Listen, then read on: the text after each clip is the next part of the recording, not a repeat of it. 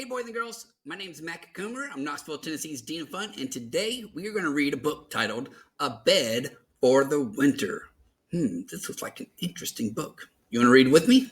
Let's do it! Come on! Now while I'm reading, you're going to see me move this arrow around while I'm reading so that you can follow along with me. A Bed for the Winter. Let's go ahead and check this book out. Let's go!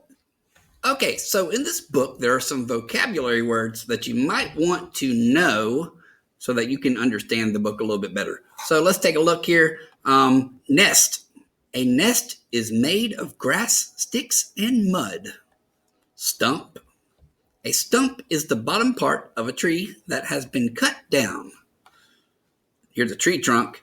A tree trunk is the thickest part of the tree. This is a picture of a meadow. A meadow is a big place with lots of grass and plants. This is a hive.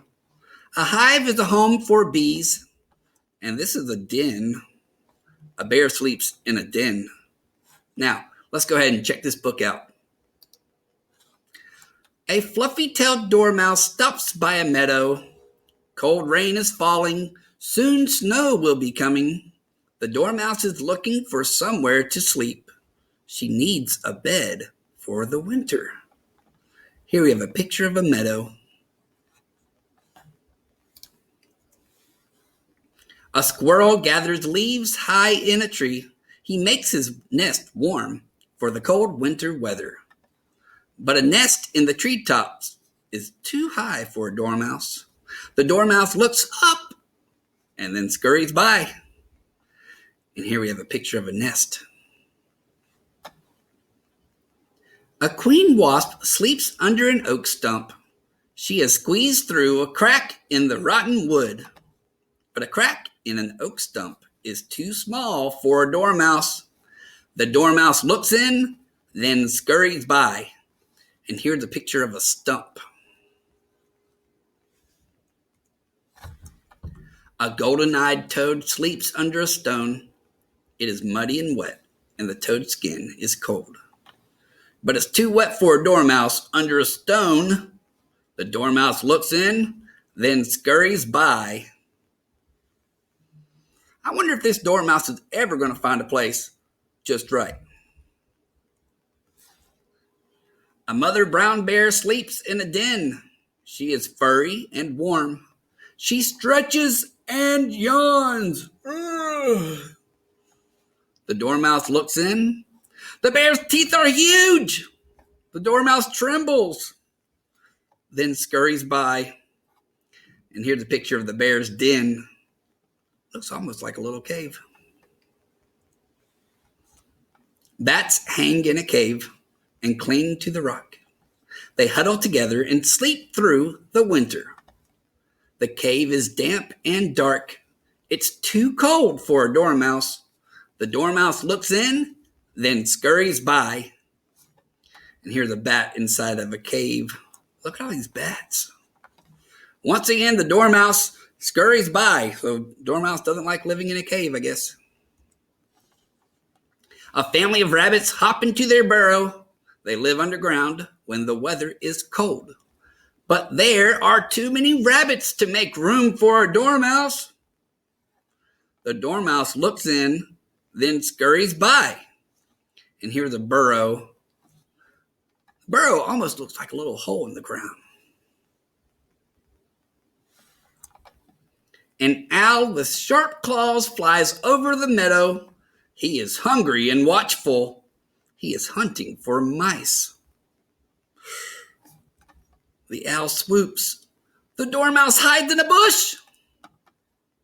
Where can she find a safe bed for the winter? Ooh. I thought that owl was about to get the dormouse. Not so fast, though. A deer comes to the meadow. She nibbles the grass. Her coat has grown thick for the cold winter weather. The dormouse shivers in the wind, then scurries by. Is this dormouse ever going to find a home?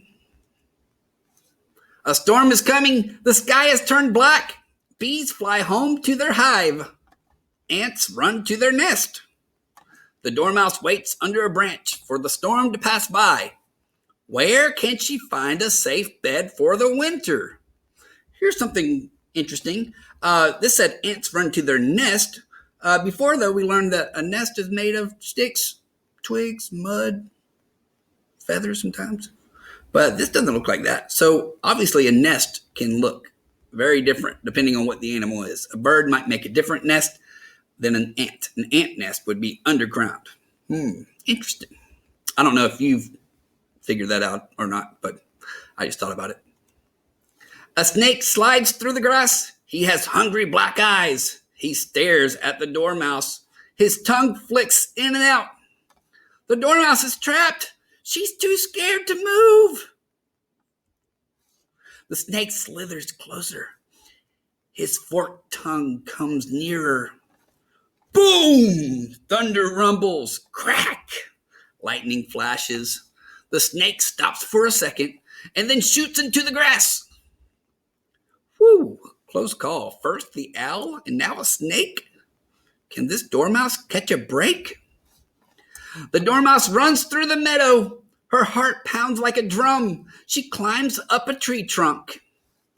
Here's a picture of a tree trunk. She crawls into a hole. She finds a place that is safe and dry. Could it be? Look at that cute little dormouse in the hole. Snow falls on the meadow. The ground is frozen and hard. Snug in the tree hole, the dormouse is sleeping. Her long, fluffy tail is wrapped tightly around her. Her search is over. The dormouse is safe. At last, she has found her bed for the winter. So after all the scurrying and hurrying, the dormouse has finally found her bed for the winter in a hole in the tree trunk. Well, boys and girls, I hope you had as much fun reading this book with me as I had with you. Until next time, I'll see you later. Bye.